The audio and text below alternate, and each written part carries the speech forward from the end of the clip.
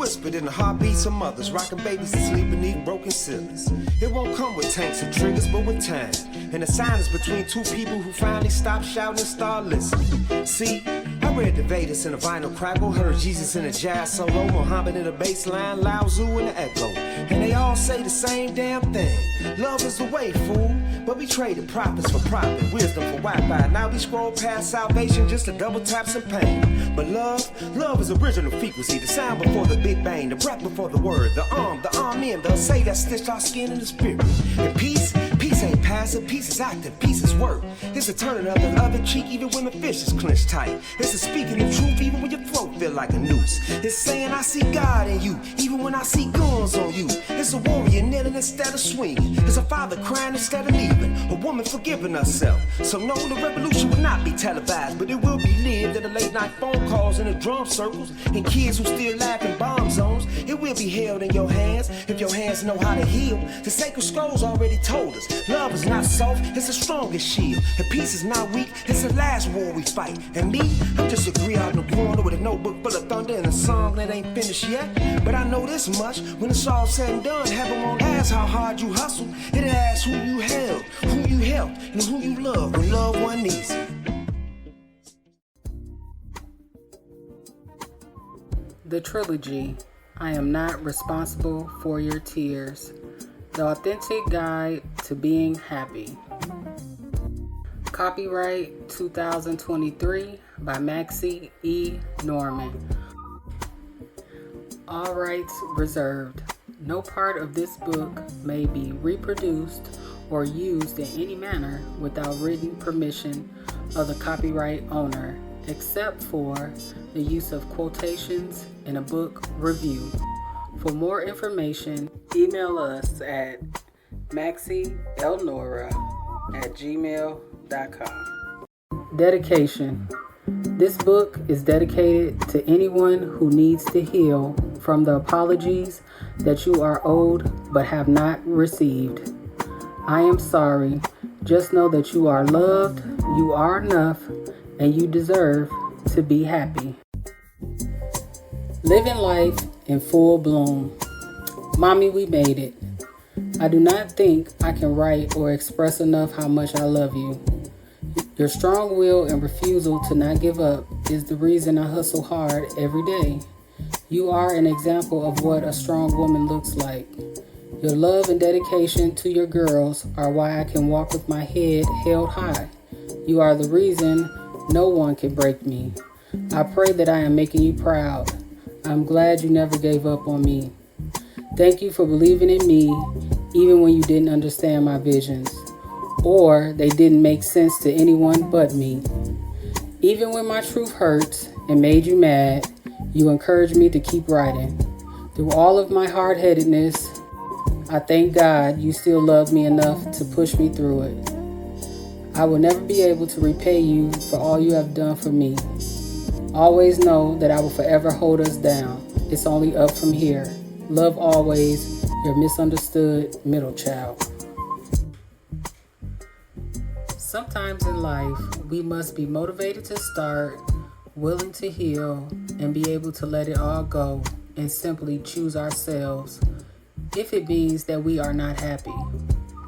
On this journey called life, I have experienced so much that I come to realize that there is joy in the journey. I had to struggle and fight through this process to make it what I now call my happy place. I learned the hard way that nobody was coming to save me. Nobody was going to fix the issues in my life but me. I needed help. Sometimes I needed a hug.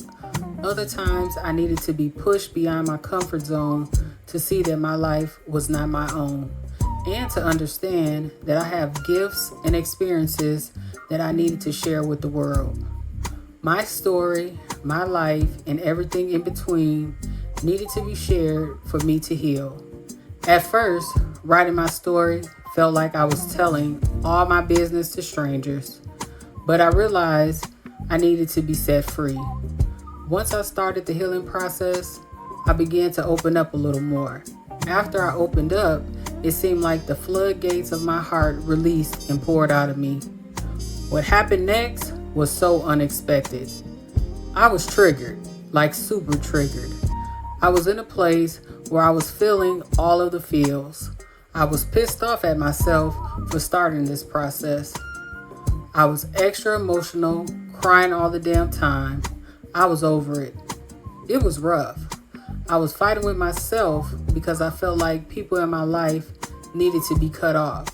This hurt me deeply because I'm not good at letting people go, even if they hurt me. The result was that no matter what the triggers were, the hurt, the crying, or the sickness in my body, I was in pain. And the facts were the facts. Me choosing me and being happy was the only priority. I needed to be happy with myself, happy with the journey, happy with my past, just happy knowing that I had endured all of the things in my life and it was not in vain. Happy knowing that I may have found my purpose. Believing and knowing my purpose hopefully would help someone see that they deserve to be happy too. Happiness is a choice. Happiness is something I'm choosing every day, regardless of what troubles may come my way. We all deserve to be happy.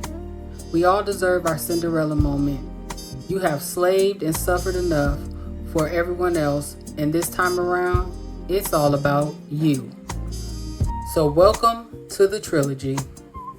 7 is the number of completion. In my first book, I strive to encourage and motivate.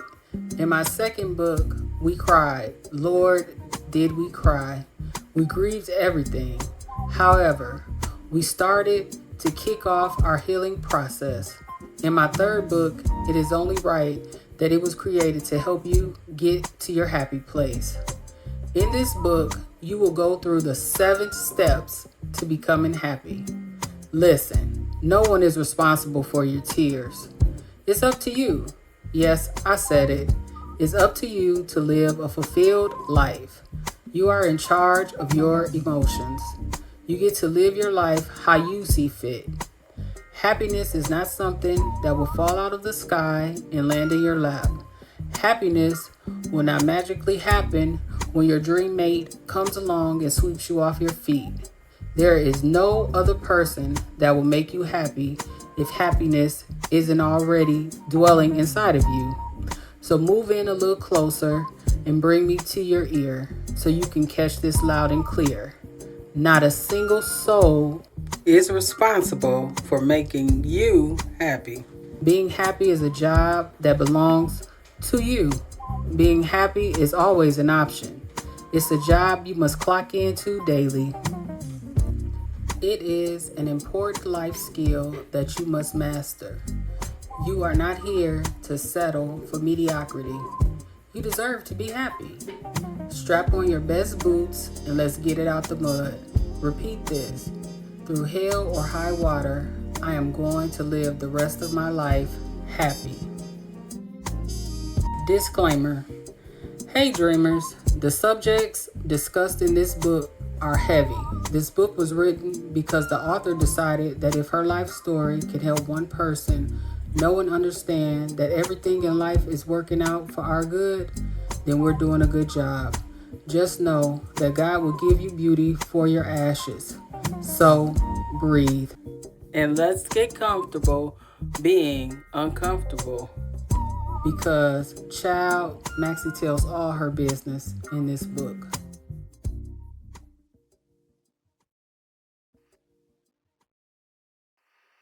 All right, you guys, welcome to my chapter. You guys need to practice self-compassion. Recognize that you are not alone in your struggles and you can break the cycle of self-blame. When you have self-compassion, you can affirm your feelings, prioritize self-care, and accept your mistakes and give yourself the benefit of doubt. Welcome to my chapter. Ooh, she like that girl. Step 1. Stop playing victim. Who is to blame? Okay, life sucks. Let's start by getting the negativity out first. Mindset is everything. Life is happening, and it's happening only to you. Finding true happiness starts from within. You will often hear people say that they are happy because the people they love are happy. Now, raise your hand if you have heard this before or if you have said it often. In some cases, this can be true. But as a former people pleaser, when you are the giver, your happiness cannot be made by solely giving and doing for others. Riddle me this. Have you ever asked yourself, why are you giving so much? Why do you give so much of yourself that you end up depleted? Why would you give your last not knowing if the people you gave it to would do the same for you? Why would you sacrifice so much to place yourself in a bad situation? I used to hear folks say all the time that you should not lend out stuff you cannot afford to miss. But we do it all the time. With our money, with our time, and with our peace. We just walk around giving and giving to no end. Now listen, not everyone falls into these categories. You perfect patties out here with it all figured out, more power to you. But for the rest of us that don't have it figured out and we are not okay, it's time to really look at yourself in the mirror and take a mental recap of your life thus far. Dig deep down into the pit of your soul and ask yourself why. Why you do not have boundaries and what started you being this way. I was so lost at a point in time, and I had it bad, just floating around, lost in the sauce, just giving and giving. I was so lost that I did not even know if I was giving because it made me happy or if I just became so codependent on the people needing me. Was I just people pleasing, or was my need to feel needed that bad that I would just give, and give, even when people were doing me bogus? When I started being honest with myself, I realized that I had been conditioned at an early age to be a giver, in most cases, just a sacrificial lamb. I was the one that went without, making sure others had, even when it hurt, or even when I didn't want to. That was my position. When you spend your whole life living to make everyone else happy, you lose a part of yourself. I know I did. I felt resentful, angry, and disappointed. I used to tell my sister all the time I wished I could be selfish. I felt like my life no longer belonged to me. I no longer felt like I even knew what I was supposed to be doing with my life. So, who is to blame? It took me a long time to see that I was a people pleaser. I always did what I was told. I wanted everyone around me to just be happy. I watched the struggles my mom went through trying to raise 3 girls working in a non-traditional field. In the 80s, it was uncommon for women to be janitors, meter readers, fix washer and dryers, or to be a bus mechanic. All these were jobs that my mom had and loved. I felt like the dirtier the job, the better in my mom's eyes. I was 7 years old when it became my responsibility to make sure myself and my siblings were up and ready for school, to ensure that we made it home safely. We were latchkey kids. If you are not aware of what a latchkey kid is, it's a kid left alone at home way before we were supposed to be. It was also my responsibility for making sure our house stayed clean, particularly before my mom would get home from work. I remember being in elementary school and I would come home, do my homework, but by the time my mom got home, she would find me in tears because I felt like my handwriting wasn't pretty. I would spend hours and hours rewriting it until it was perfect. I even accepted that I would never get the new stuff, clothes, shoes, coats, etc. I always made sure I took extra care of my stuff as well. That's just what I did. My mom never had to ask. It also did not help that I accepted having to be responsible seriously and to the extreme. In my mind, I had to do it because who else was going to do it, right? Looking back, I was a full-on people pleaser. My childhood was great though. My mom was outside playing in the dirt, doing cartwheels in the grass, going to the park type of mom. She wanted her girls to lack nothing. She taught us how to change tires, fish with bamboo sticks. We had every toy imaginable. However, even with all the fun, my responsibilities never changed, and my grades never slipped. I had straight A's up until the 10th grade, and then it was all A's and B's. My responsibilities trumped my feelings too. My responsibilities also got in the way of how I was getting treated. I was constantly teased and bullied about my name, probably up until my junior year in high school. I was so over everything that I was going through, I even convinced myself the only way to find some relief was to go away to college. College had to be the way out. College would change everything about my current situation. In my mind, college would bring me happiness. I planned to just focus on school, keep my head in the books, and make sure my sisters were cool. Then off to college I go, far from this uncomfortable life. It was crazy that at 15 years old that you could already feel tired of life. I did exactly what I said I would do. I kept my grades up all through high school, even while holding down the job, going to vocational school for cosmetology as well. I was a naturally gifted hair braider. Braiding hair was the side hustle for me, but I never really wanted to do hair. Enrolling in hair school wasn't my choice. I did it because that's what everyone else wanted me to do. Doing hair at that time did nothing for me. It was why I dropped out of hair school with less than 500 hours left to get my license. I graduated high at the top of my class from high school, and I received multiple acceptance letters from different colleges. Clark Atlanta University and the University of Louisville in Kentucky were my final two top options. I even had a few scholarship offers as well. Although my mom was excited and proud of me, when it came to what it cost for me to go to college, now that was something different. I was determined to make it happen. I graduated in May of 1999. Now, surprisingly enough, this was a month before my oldest niece was born. Now, we weren't aware that my sister was pregnant, nor were we prepared for her to bring that baby home.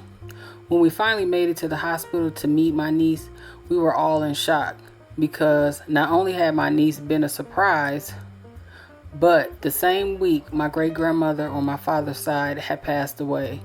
It was such an emotional week. Without being asked, I instantly jumped into getting it done mode. My mom was in denial. She sat there looking at her first grandchild like she had seen a ghost. The next couple of days were all a blur. I had to prepare to attend a funeral and try to make sure my niece had everything she needed to come home. Not knowing that my sister was pregnant, we didn't have anything for the baby. I had to make it happen. Buy baby beds, to clothes, to dressers, to Pampers, etc. My niece would never go without the things she needed. And at this point, 24 years later, anything she wanted. After a couple of weeks, things seemed to calm down in my household. But my mom finally broke the news to me that going away to college was no longer an option for me. Not only could I not go away to college, but I needed to stay close to home and help take care of my niece. This pissed me off. I was angry, I was bitter, and the resentment was running deep down. I played my position though. I did what everyone asked me to do, and all I wanted to do was go away to school. I was heartbroken. I didn't understand why things hadn't just panned out the way I planned them. So who's to blame? Me for not being selfish and putting myself first? Or was it my mom? Or was it my sister? Back then, I didn't have a clue of what a boundary was. That was foreign to me. But best believe, the next couple of years, I just stayed angry. However, I was conditioned to accept less and people please. The love for my family put me right back into go mode, and so that's what I did. My niece was spoiled. I took care of her so much I eventually became her guardian. She had to live with me off and on throughout her entire childhood. In the present day, she still tells anyone who will listen that she is my one and only child. She and I had our years of struggling, and we had our years of tears. She changed my life. She made me highly aware that someone was watching and expected me to be an example. She watched me daily, waiting for me to teach her what she needed to learn in this life. May, I hope you know I love you beyond the words in this book. You made me a better person. You have a way of always making me smile and brightening up my day. You're one of my favorite people to be around. I'm so proud of the beautiful, fun-loving, smart, hard-working woman you have turned out to be. These last 24 years have been a ball. Watching you live your life to the fullest lets me know I at least got one thing right in my life. I will forever be here for you, baby Steve, and baby girl Maxi Elnora. Love you to the moon and back, your favorite auntie. I did not see my early 20s turning out the way they did. I was supposed to be in college, far away from my family and their drama. However, looking back, I honestly don't know if I would have been able to function without being around my niece full time and watching her grow up. At one point in time, I felt like I was dealt a bad hand. I really could have played victim to my circumstances, but I wasn't raised like that. There wasn't any woe is me moments. I couldn't sit and cry about it either. No one was responsible for my tears. My sister was fully capable of taking care of her child. My role in my family was always, Maxi will do it.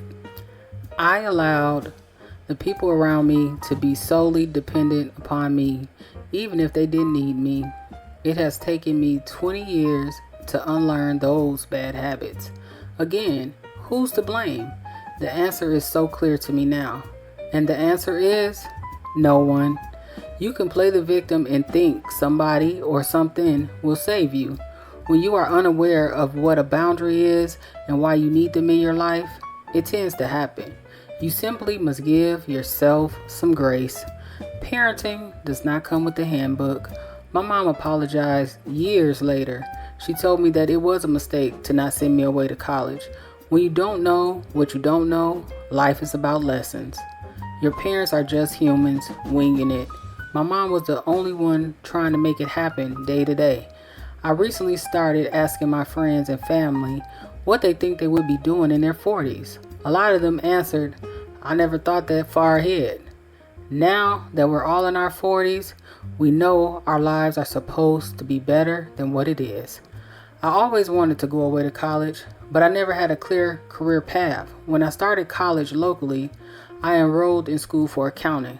I feel like I only wanted to do accounting because one of my aunts chose that career path and she was very successful.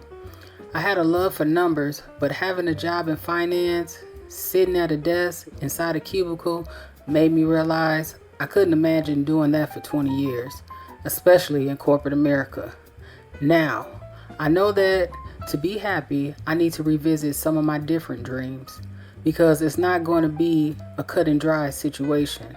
I realized working 10 to 50 years for a company, making someone else's family rich and building their family legacy was not going to do anything for my family. Back to my point of playing victim. You can't be a victim to your own BS. It ultimately leaves you sobbing in your own tears. It doesn't matter if you're 23 or 53. You can always choose happy. Choose to start over. Dream a different dream. Set some new goals. Start with a short-term goal and gradually add on to it. Then turn it into a long-term goal. God intended for you to live a happy life. Step 1. Identify what makes you unhappy. You have the right to be mad, scream, and even cry about it. What you need to do is to get it all out your system. Next, take the steps to change it. It starts with your mindset. Simply viewing a situation in a positive light can change everything. If you only see something as a negative thing, that's what it will be. The choice is yours. As the old saying goes, you either shit or get off the pot.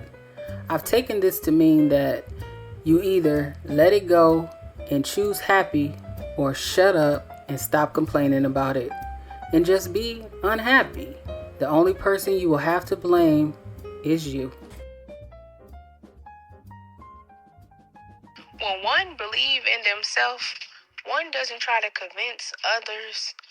One is content with themselves. One doesn't need others' approval because one accepts themselves. And when one accepts themselves, the whole world accepts them. Hello.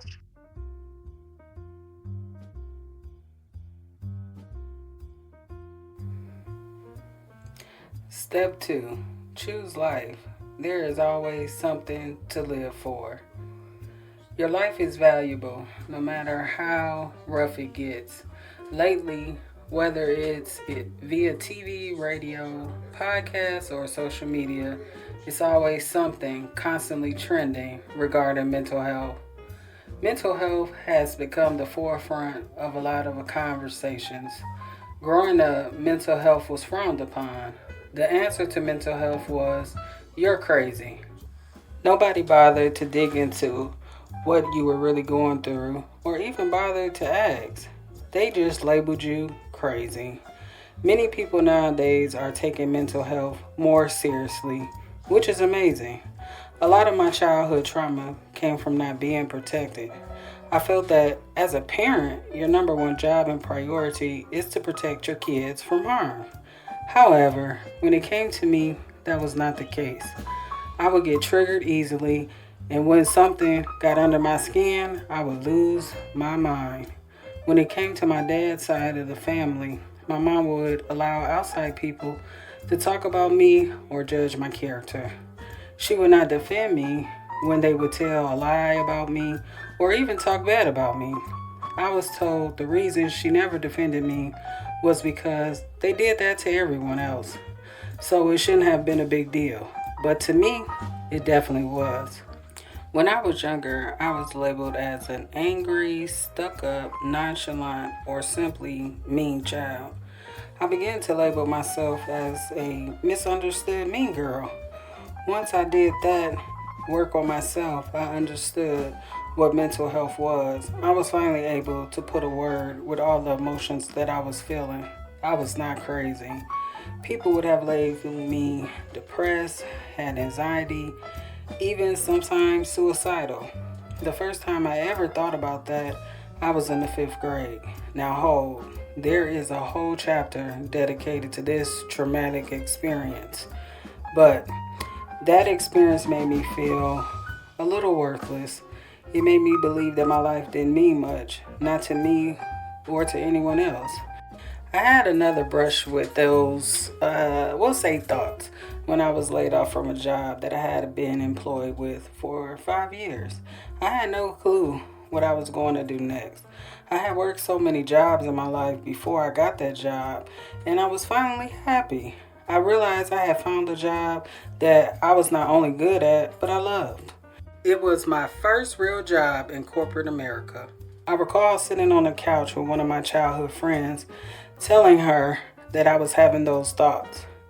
Sadly enough, she was thinking the same thing. I told her the only thing stopping me from doing it was that I knew it would hurt quite a few people. My family life was in shambles, and if I could have assured that my oldest niece would be set for life, I probably would have done it. There was so much drama within my family. That was the only thing that brought me joy. Having to experience seeing her be happy every day. Now, through therapy, I learned that majority of folks have those type of thoughts. They come and go throughout your lifetime, depending on what you're going through. The one time I did attempt it, God and my youngest sister saved my life. I was visiting my mom's house, and we had it out. I had already been through my own mental breakdown earlier that day. The argument with my mom had got so bad, it could have turned physical. My youngest sister would always try to talk me off the ledge. She would always say, "Fuck them people," regardless of who they are. I, on the other hand, can be an extra dramatical or sensitive sometimes. And back then, I had got to the point that I needed to get my point across, whether it was through cussing and screaming. After all the fussing was over, I was pissed off. I did go to the bathroom and take a bunch of pills. I was so angry between my screams and cries. I don't remember, but I must have told my sister what I have done and that I was planning on going home and continuing. I was praying not to wake up that day. I must have scared her so badly that she refused to let me leave. She was my shadow. She had really taken to heart what my mom had told her. You have sisters, you don't need any friends. So everywhere I was and everything I did, she was there. Besides making me cry and making me vomit, my sister trapped me in her room and held me. She prayed and cried over me the whole night. The next day, she even went to the extreme of coming to my house and emptying out all the medicine I had in my cabinet. My sister chose life that day for me, and I was out of my mind. She really saved me, and she made me realize that I was truly loved. Step 2. Life is hard.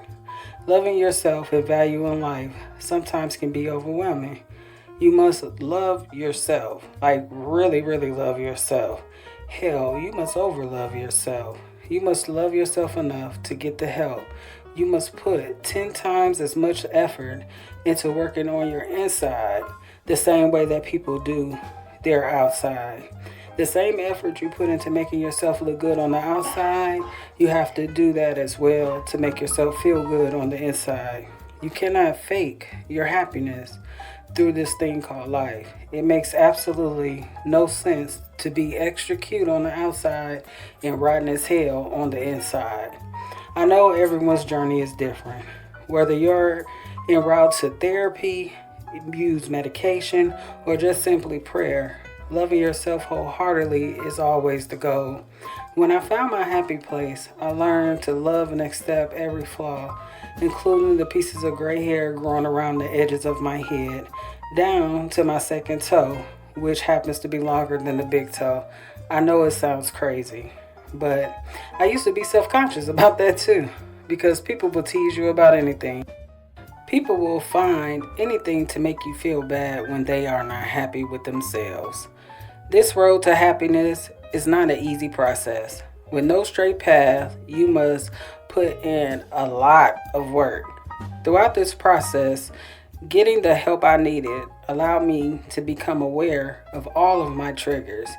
I can now talk myself out of that feeling of depression. Keeping my faith strong also allows me to always believe that a better day is coming tomorrow. No one will love you more than you. Self-work requires you to do the self-care. Every day that you are blessed to open your eyes to another day, you must choose happiness. The choice to make today better than yesterday. The purpose of life is not to be happy. It's to be useful, honorable, compassionate, to have something to make a difference that you have lived and lived well. The purpose of life is to live it, taste it, experience the utmost, to reach out eagerly without fear for the newer and richer experiences. Oh, baby, come on now.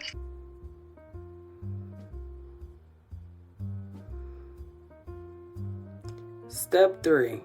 Let it go. Don't stay stuck. The best advice I received in my adult life was, don't allow your past traumas to hold your present life hostage. So, growing up, I was bullied about everything. From my name, to my height, to my weight, to actually being smart, to love reading books. Being bullied constantly never really bothered me much.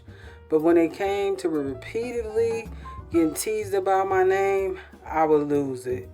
As early as 5 years old, I was called Maxi Pad, Kotex, Tampon, even Period Girl. Kids are terrible. Lord, it will burn me to my core. I wanted to change my name to anything but Maxi. It just really sucked. Being confident was something that I had to learn early in life. because besides being teased about my name, I had to deal with other things such as my physical body changing well before it really needed to. My hips grew way before they should have. I could never dress like the girls my age, really because I couldn't fit the bottoms. Plus size clothing then didn't come as many options as it does today, and really it's still kind of limited. Plus, I was a tomboy growing up, so Dickies and Pelly Pill t-shirts were always my jam. My dad would always tell me that I was the smartest, prettiest girl in the whole world, and for that, I believed it. And he also said I had to because I looked just like him, and no one could tell me any different. So growing up, I always knew that I was smart and that I was cute. But by the 5th grade, fashion and music had taken over my life. I loved all music with all the genres, country, hip-hop, jazz, and R&B, just to name a few. I also fell in love with denim, and I am still in love with music and denim till this day. I remember wanting to have my bang cut like Left Eye from TLC. I cut my hair way too short and without permission, and I messed it up so badly. My mom cursed me out and fixed it all at the same time. But that didn't stop me. When my bangs grew back, I figured out what I did wrong the first time, and I eventually got my left eye bang the way I wanted it. My obsession with denim got so bad, I started cutting up old clothes and making my Barbie dolls outfits. One day during my search for clothes to cut up, I came across a 2-piece denim outfit that my mom owned. It was light blue denim with white stitched flowers all over it. I needed that pants outfit and that jacket. The problem was, it might have been a couple sizes smaller, and all I could think of was how I needed to figure out how to get this outfit. I asked my mom, I actually begged my mom to have the outfit, and she said no. She thought I wanted to cut it up to make more doll clothes. I explained to her that I wanted to wear it, and she still said no. Mainly because I couldn't fit it.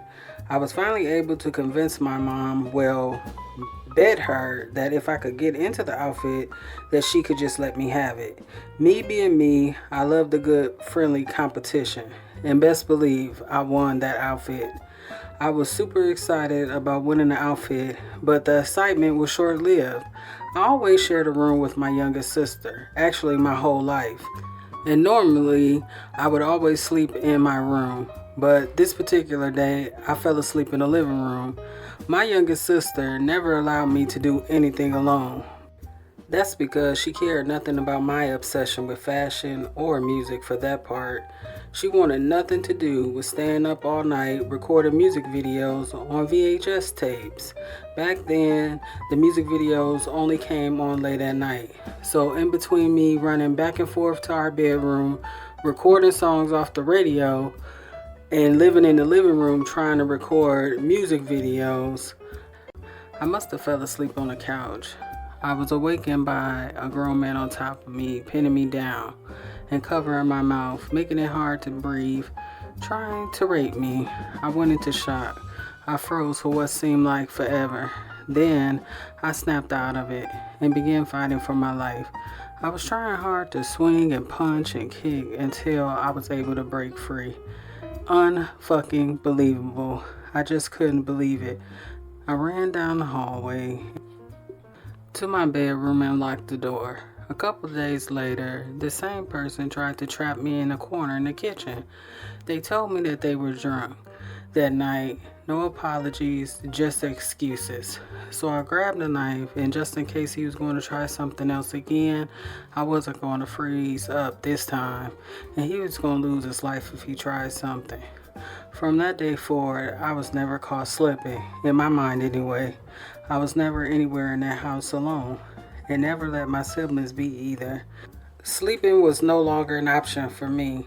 I would only sleep for maybe 2 or 3 hours at a time. Even now, I'm always up all times of the day and night. I barely sleep, and I associated this at the time with what had happened. I believe that if I would have never wanted that denim outfit, this would have never had happened. I was 11 years old when that happened. I didn't know how to feel or what to say or even what to do, so I did nothing and told no one. I just protected myself and my siblings from that day forward. I didn't sleep, and I also carried weapons wherever I went. In the house, it would be knives to padlocks. I was never caught in a room alone, and I definitely gained all the way back so no one else could look at me like that. As I got older, I would hear people say stuff like, wow, she's super pretty, and she probably could be fine had she lost some weight. I took it as a compliment. It took me until I was in my late 20s to ever speak on this, and then I only told my youngest sister, and I made her swear to the high heavens to never say anything to anybody. For many years, I just blamed myself. It got so bad that I just simply wanted to die. I remember I could open my bedroom window and crawl out on the roof of the house.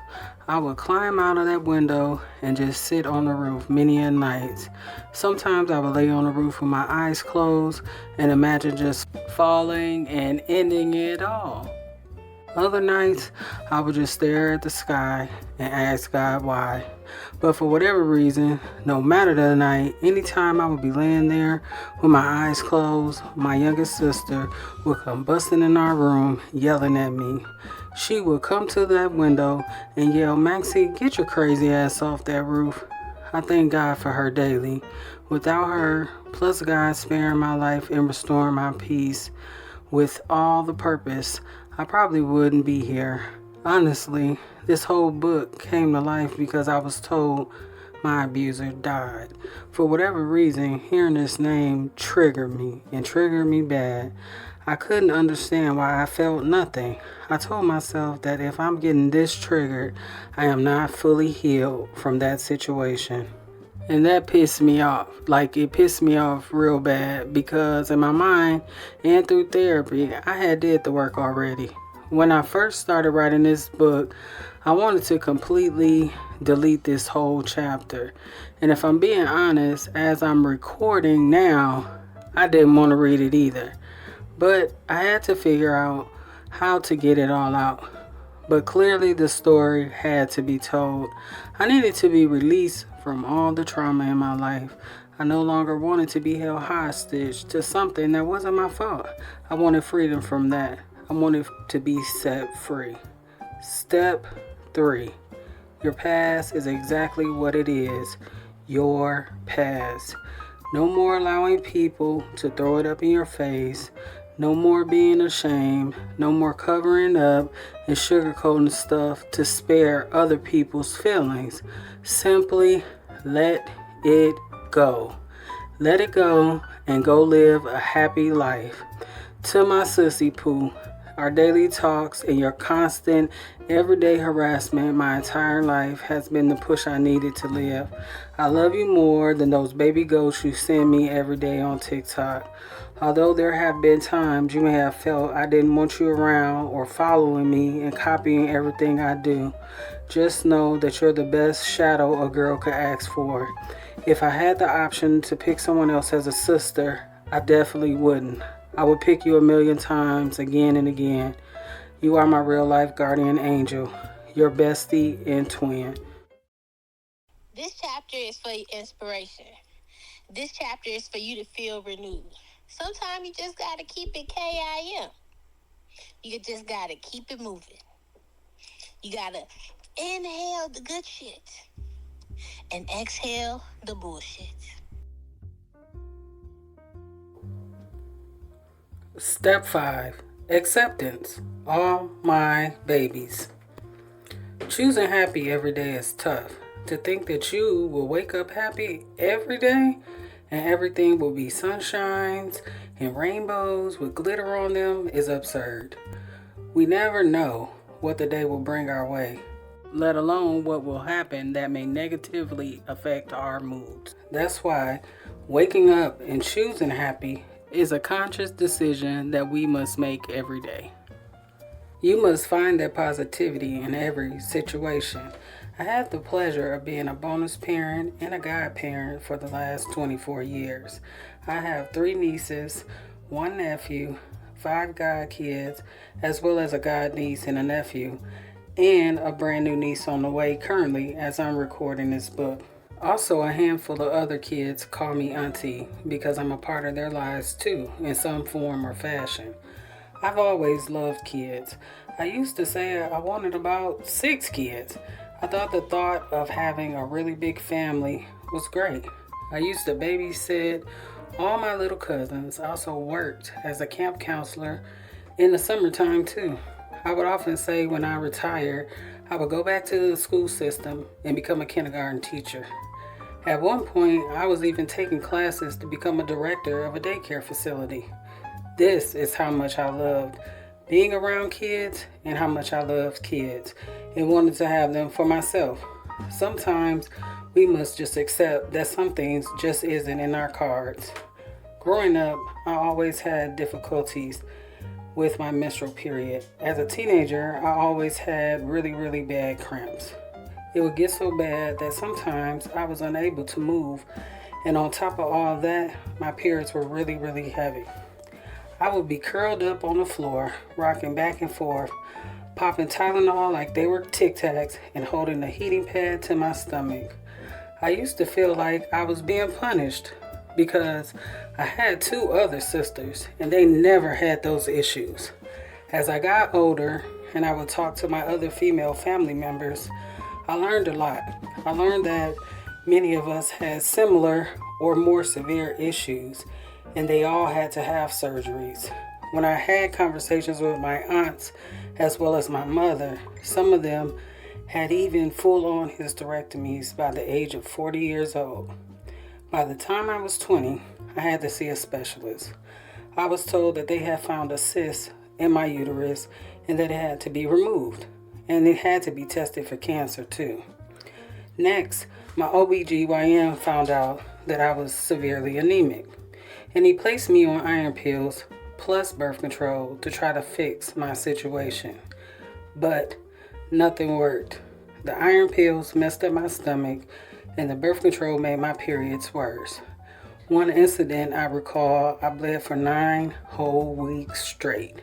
I was losing so much blood that I started to pass out while I was driving. The bleeding was terrible. I was bleeding through pads left and right. I was bleeding so much I would even bleed through my own clothes. It was the most embarrassing and scary thing all at the same time. I consulted with my doctor, and his only suggestion was for me to take another set of birth control along with the birth control that he had already prescribed me. And I was already taking too much in my opinion, so this just didn't make sense to me. So I found me a new doctor and got a second opinion. My new doctor was extremely detailed. She ran every test there could be run to figure out what was going on with me. At my age, she confirmed again that I was extremely anemic. I had uterine fibroids, endometriosis, and a cyst now on my cervix that needed to be removed. Over the next 10 years, I tried everything, including multiple surgeries, and I even had to get another biopsy. I tried all the different birth controls, from the pills to the shots and the IUD. Nothing stopped the heavy period, which caused my anemia to worsen. It caused me to have blood transfusions and iron shots to become a part of my normal routine. By the time I was 35, it had gotten so bad, my only option was either to continue to deal with what I had going on or have a surgery. The surgery would mean that the chances of me ever becoming a mommy would never happen. I would be a liar if I said at the time I wasn't heartbroken. I always wanted to be someone's mommy. Sometimes you just aren't dealt the cards you think. I had to choose me in that instance in order for me to be happy. I had to accept that birthing a child may never happen for me.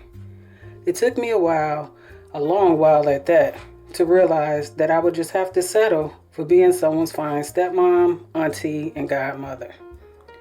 Life doesn't always go as planned. What's the saying? Want to make God laugh? Tell him your plans. Accepting something doesn't mean that it still doesn't hurt at times. It's okay to be sad. It's okay to be upset. You just have to get out of that negative space. You just can't stay sad.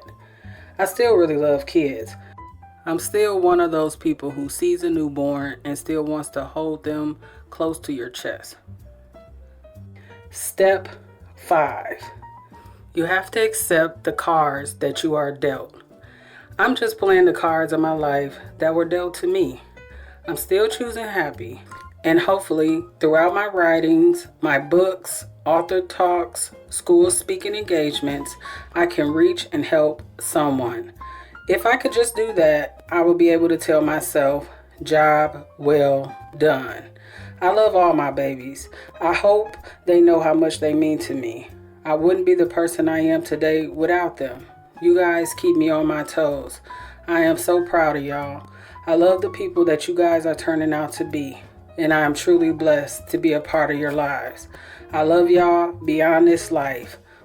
May, Mia, Maddie, Lasia, Chubby, Najee, Markier, Kendrick, Kenyatta, Baby Steve, and Baby Maxi Elnora.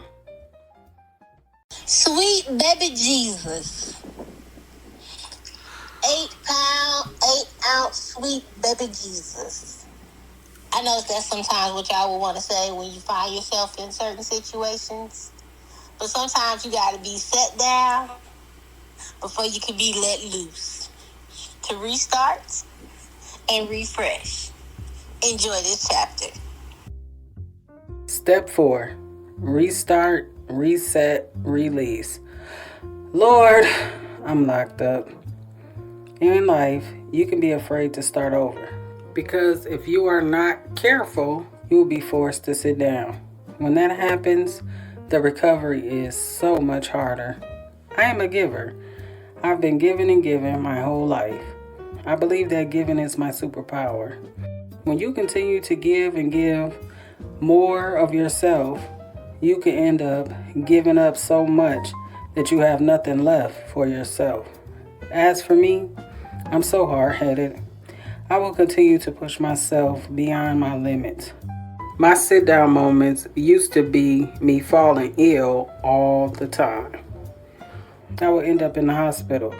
I would only get a couple of days rest and some meds, then back to business as normal.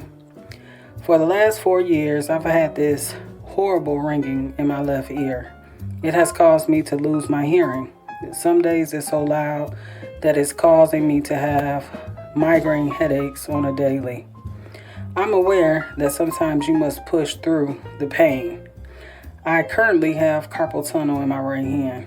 At times, my hand hurts so bad that the pain shoots up my arm into my shoulder. But here, still I am, pushing through the pain. I have seen multiple specialists and nothing stops this hustle.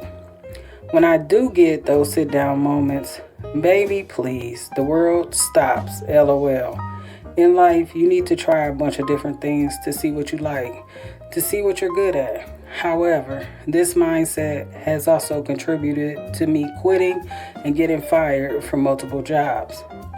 But no one of them has stopped the hustle. I attended college to study in multiple fields until I finally realized that I like being behind the scenes. This realization landed me back in corporate America, working for a huge pharmaceutical company as an executive assistant to a VP. Even though it limited my number of tattoos, this job was so sweet and I loved it a lot. I was sad to see it end. I was laid off only after working for a little over a year. After I was laid off, I vowed to just chill out for a few months, try not to stress about what I was going to do next. My first couple of weeks were real easy breezy. I applied for unemployment and signed up for some classes. Before I could continue, I was forced into another sit-down moment. Transparency moment. I almost didn't tell this story, not because of how I felt, but because a lot of family members wanted to pretend like it never happened.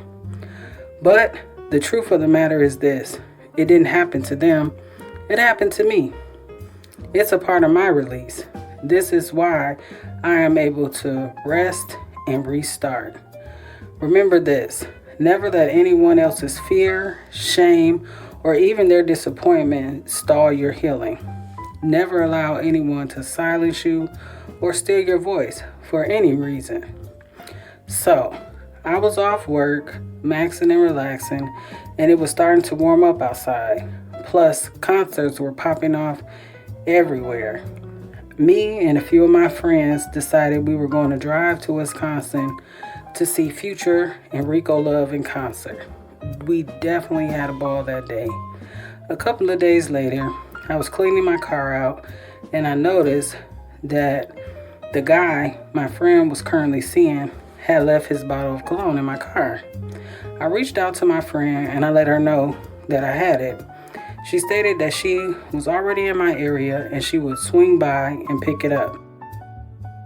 Now, I was aware that lately my friend was being stalked. The tires on her vehicle had been flattened while she was at work, among other things. Hell, my car had even been egged. She was taking all the precautions to protect herself. She stopped by my house to pick up the cologne so she could drop it off. I was cleaning up and still had on pajamas. She asked me to take the ride with her so I could also pick up some food. Plus, the drop-off was close to my house. Pretty much, as soon as we pulled up to her guy house, a car speeds up out of nowhere and blocks us in. A guy jumps out the car with a bat and started swinging it at her vehicle. He's yelling for us to get out the vehicle. The girl driving the car that has us blocked in also has a couple of weapons and started yelling at us to get out the vehicle as well. My friend and I are sitting in the vehicle in disbelief, laughing like, what the fuck is happening? My friend calls her guy to come outside. The girl in the car starts yelling that she has finally caught my friend after all the stalking she's done. Now, this really pissed me off. I yelled out the window, "Are you fucking stupid? And this is some stupid shit." The guy that's with her became more enraged and began hitting the car we're in aggressively with the bat. After about 5 or 10 minutes of this, my friend and I collectively decided that we had enough of this BS. So, we presented a weapon of our own, which ordered them to move their car. Now, put the book down for a second, then come back with a clear, open mind. Don't be acting like a lawyer or a judge, because I know one of the biggest questions that you're going to ask yourself is, why we just didn't call the police, right? Well, to tell a few of my own stories, over the past years, I've had my fair share of run-ins with the police, and it didn't turn out too great for me. I watched them snatch the young guys in my neighborhood off the street and beat them and then return them to the sidewalks like they were nothing. I was pulled over multiple times and I was harassed because of the car I was driving. They felt I was too young and too black to be driving in. Plus, I believe that the stalker girl and dude with the bat that pulled up on us wanted to fight or simply just scare us. Either way, it wasn't about to go down the way they thought it would. The stalker and her sidekick believed that they had the upper hand on us until we rolled down the window and pointed a gun at them. Well, we nicely asked her to move her fucking car and for him to stop swinging the bat, or else. The sidekick with the bat dropped it quickly and took off running down the street, screaming, oh my God, they have a gun." The stalker quickly pulled off to catch the screaming guy and yelled she was calling the police. For a moment in time, we just sat there. I was at a loss for words. Like, how are you calling the police on us when you were the ones stalking and rolling up on us with weapons? Just like, how? This was unfucking believable. We sat there for a minute in my friend's vehicle, trying to decide whether we were going to just sit and wait for the police or leave. We drove a couple of blocks, but we were pulled over and surrounded by multiple police cars. The cops jump out with their guns drawn, yelling at us, asking us, "Where are the guns?" My car door was snatched open. With guns still drawn and pointed at me, the cop rudely asked me again, "Where are the guns?" I responded, "I don't know what you're talking about, sir." I was commanded to get out the vehicle. I was immediately handcuffed, pushed into a cop car, and the officer sped off. I was taken to the local police station and placed in a holding cell by myself. I was left there for a few hours. I had no idea what happened to my friend or where she was. She hadn't even been placed in a holding cell near me. I'm guessing it was a few more hours before I heard my friend's voice. I yelled out to see if she was okay. She replied and said that she was okay and that she had been sitting in a room with a detective explaining to him everything. All I could say was, "Damn, I've been sitting in this cell the whole time with no one coming to see me, ask me questions, or talk to me, or nothing." A few moments later, a cop comes in to get me and takes me into a room. A detective walks in, sits down across from me, and says, "Now tell me what happened." I rolled my eyes. I just wanted my phone call. He repeated his statement and asked again, "What happened?" I replied and said, "Can you read me my rights? And what are my charges?" I guess my line of questioning was making him mad because the detective turned to me, read me my rights. Then he said, "You are being charged with aggravated assault and illegal possession of multiple firearms." I just started laughing and said, "Oh, hell no. You got me fucked up. For all this mess, we should have stumped the stalker out. But since I didn't touch the bitch, I don't see shit that I need to say to you." He got even more mad and left the room. Another officer came in to get me to take me right back to my cell. My friend asked what I said. I told her what happened. She laughed and said, "Your ass is crazy." Remember, when I mentioned that I had previously worked multiple jobs, one of them was finally about to pay off. I once worked at the courthouse with paralegals doing research for cases. I also worked for the Association of Lawyers in our area and met pretty much all of them. During this time, I was forced to learn about all the local laws, and I learned a lot about other stuff too, which meant talking to the police was not an option. After what seemed like forever, a set of new officers came in to check on us. I was finally taken to get my mug shot and was able to get my phone call. Now, back in the good old days of pay phones and pagers, I was good at remembering everyone's phone number. However, now that I'm locked up, I was struggling to recall one. Finally, I remember one. It was one of my best friends. I called her to tell her I was in jail and to please call my sister for me. I wanted her to let my sister know she could inform my mom. Also inform them not to worry because the officer that took my mug shot informed me that I would probably be able to get out on a signature bond since I had never been in trouble before. Although she thought I was lying and I had to repeatedly tell her that this was my life now, after my call, I was taken back to my cell and given a funky TV dinner. Once back in my cell, I started pacing the floor, and I repeatedly kept asking, "What time is it?" I was told that I needed to relax. Who the hell relaxes in jail? I wasn't crying, but I wasn't scared either. I was just mad as hell.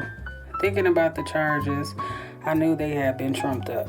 The next morning, I was handcuffed, placed in a police car, and taken downtown to the big courthouse. I was charged with 4 felonies that day during my court hearing, and my bond was well over $50,000. The stalker girl lied to the police, told them we had multiple guns, and chased her down the street. None of this ever happened.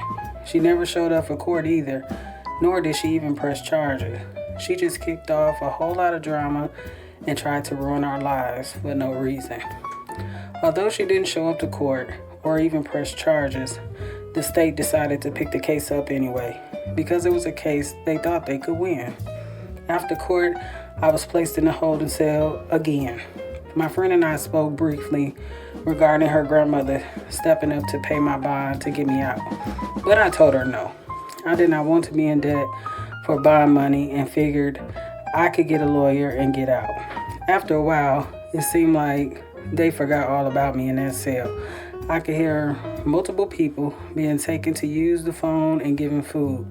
Not me though. I was just left there alone for hours upon hours.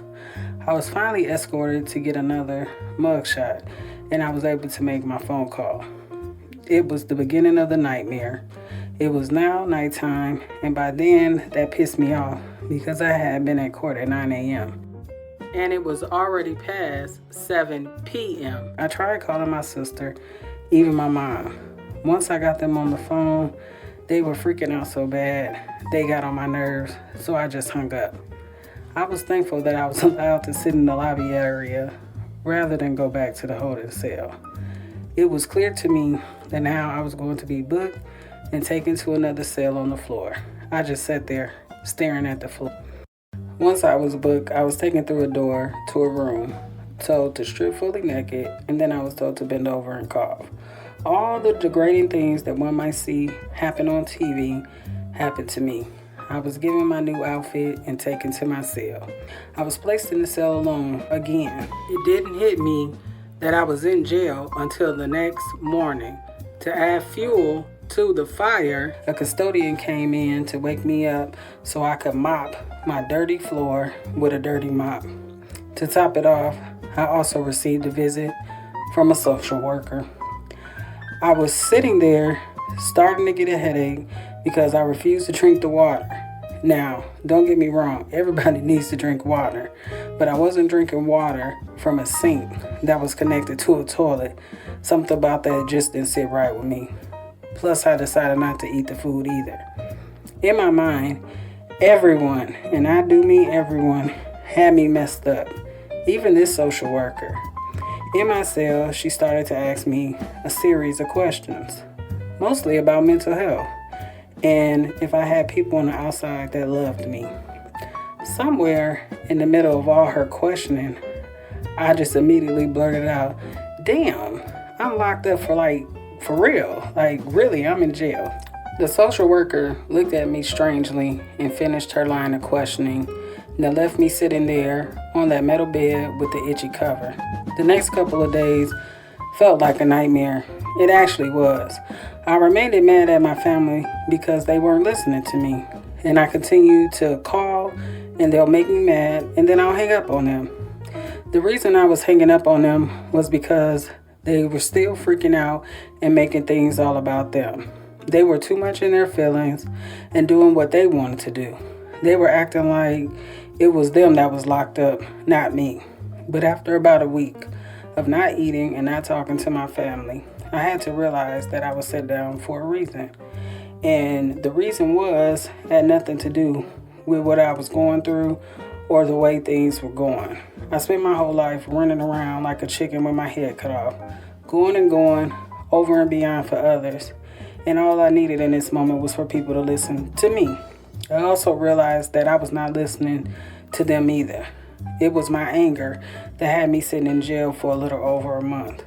I clearly didn't understand how people can continue to repeat criminal activity and keep going back to jail. This right here was not for me. I had a one and done. I finally got a lawyer and made bail. Once I got out of jail, my family went back to the life as if nothing ever happened. Now, for me, that was different. I was back all alone. No one even asked how things were. No one even asked how things were going with the case, and I had to figure out how to pay my lawyer without a job. Because remember, I was laid off. Because of my pending felony charges, no one would hire me either. With all the jobs I had worked during that time in my life, I think I had the most background checks ran on me. The funny thing was that I would go to interviews, get the job, and the people would be so nice to me. As soon as they ran my background and they would come back, they would do a whole 360 and started to talk to me crazy and treat me ridiculous. Only God gave me grace. I beat my case. Outside of having an arrest record, my background is now clear. The whole time while fighting my case, I was unemployed and depressed. However, I never lost anything. Not my car, not my place to stay, not even my phone got cut off. Nothing. I stood on the fact that God's favorites have it the hardest, and also I'm hard-headed. I needed to be set down. I needed to be isolated. I needed to receive what I needed. Step 4, restart, reset, release. To fully stand in your happiness and live, you will have to be faced with some things head on. You may even have to do them alone. When I got home from jail, I took a 2-hour shower. I felt dirty, and at that moment, I scrubbed and scrubbed until the water went cold. That's when I actually cried. I had to release whatever anger and hurt I had built up over these years. I knew a reset was coming. I was about to partake in a new journey, and I was going to take it alone. There were moments when I struggled through this because everyone around me was back to their normal scheduled program. I had to believe in myself. I had to believe in my own inner strength at that time. There were times I wouldn't talk or even leave my room. I was over life and its hardships. My sit down was for me. It was for me to restart.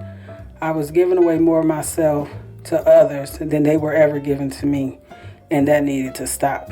I needed to be more about me and less about anyone else. Although people close to me wouldn't understand, I needed it to be done. I deserved to be happy. And now I know that no matter if it was good or bad, happy or sad, everything is always working together for my greater good.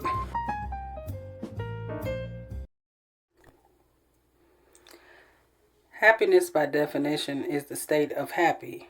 Although the pursuit to happiness is a never-ending journey, please don't give up on you and don't give up on it. I have recently heard a motivational speaker by the name of Trent Shelton say that people are addicted to their sad story. Don't let this be you, because you deserve joy and you definitely deserve happy. Step 7, choose happy. Beauty for my ashes. 7 is the number of completion. I know and I am living proof everything happens for a reason. Everything is working out for my good. When coming up with the title for this book, it came about because I had been crying about ending a relationship with someone that I love. They told me to please stop crying because they did not want to be responsible for my tears. Damn it, that hit me like a ton of bricks. It let me know, even when people hurt you, or if it hurt you to choose yourself, they are not responsible for your emotions in any way. You must feel all the feels, and you cannot control the actions of other people. Now I know my test is now my testimony. I no longer have to hide behind my flaws. I just live out loud. I tell my story, and I help people understand that you are not alone in this world. We all have things that we are not proud of. Hell, some people have a lot of things they are ashamed of too. You may even be afraid to share these things about your life, and that's okay. My life, my story, as you can see, is perfectly imperfect. I can still live my life happily though, without any regrets. I was told that because I was so angry, so unhappy, that I should either find someone to talk to about it or write about it. But either way, I needed to let it all go. I tried talking about it in therapy, and that didn't work out too well for me. I felt like I ended up being more misunderstood and even more judged. So to heal, I needed to use my writing and use it as my art and also my outlet. Writing allowed me to be free. Free from my pain and free from my past. Free from anything that felt like it would keep me stuck. I no longer wanted to be unable to move forward with my life. I just simply wanted to live and not just exist. I have cried all the tears I felt I needed to cry to be set free. God had given me beauty for my ashes. The ashes on the crown of my head had been wiped clean, and royalty was placed upon my head. I needed to act accordingly. All the things in my life that should have broken me, I am still happy. What should have destroyed me and made my heart cold, it didn't. I am still here, thriving and surviving. I never gave up on me. All the things in my past may have delayed a lot of things in my life, but it never denied me any access to the gifts or the successes that I will have. I truly had to step into everything that I deserved. Everything that I needed was right on the inside of me. I had to unlearn a lot of things as well that I was taught that weren't serving my life. I had to learn that being set apart and being different was totally okay. Actually, it's more than okay. I was uniquely made in God's image, and I'm not trading that to be unhappy for anyone else. I had to learn not to allow my light to be dimmed to make other people feel comfortable. I was no longer allowed for others to push their insecurities upon me. I also was not allowed to allow other people to bash my dreams because they were afraid to chase their own. In doing this, I recall my childhood babysitter telling me this story, that when I was a child, she hated me, and she actually treated me really bad, none of which I actually remembered. She went to tell me that when she was a teenager, she had fell in love with my dad. She had become pregnant, and she was forced to have an abortion. And because I looked just like my dad, she imagined that her child would look like me. Now, as an adult, I was the only one who cared about her and treated her nicely because she did have an addiction to drugs. She also felt that I needed to know this information. But I asked her what she wanted me to do with it. I know that kind of sounded mean, but her hurt was not mine to carry, and it had nothing to do with me. And the forgiveness that she wanted from me, she needed to use it to heal herself. I was no longer carrying the burdens of other people, especially not from my father's past when I wasn't even born when the situation happened. All I could say was when God gave me grace, it was shining on me even as a child, because she really tried to break my spirit as a child into my adulthood, and I was through with all of it. I'm choosing happy. I'm choosing to celebrate life and all its accomplishments. No matter who doesn't support me, I will no longer need validation from anyone else but me. This journey to happiness was not easy, and I know people who still live in their misery and refuse to be happy, and that's fine too. We all have choices, and I'm proud of the ones I made for myself. From the 10-year-old girl that used to put rollers in her Little Miss Makeup doll's hair, turn on the heat to 90 degrees, and place her on the heater to dry, to being cussed out by my mama for touching her heater. Back then, all I did was do my little doll's hair and write in my diary with the colorful pages that smelled like perfume, only for my youngest sister to rip the pages out of my diary and rub the pages on her arm and neck because she felt like the perfume was going to rub off. Plus, that was her only way to get my attention. To the 13-year-old me that knew she would be a backup dancer for Janet Jackson, me and my friends would practice the Janet Jackson If video all day and night till it was perfect, just for no reason. From being in cheer to palms, and the only Jefferson Junior High School mascot that would dance at assemblies and do the splits. To the 20-year-old me that worked 2 jobs 7 days a week and went to college all at the same time because failure was not an option.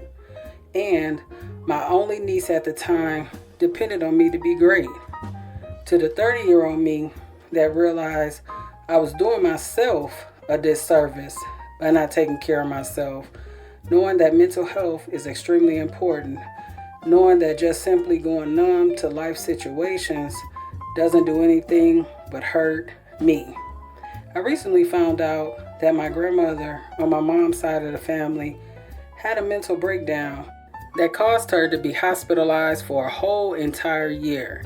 And listening to the story, the only question I really had was why she didn't ask anyone for help. My grandmother was an amazing woman. She was a nurse, a hairstylist. She owned a home and an apartment building.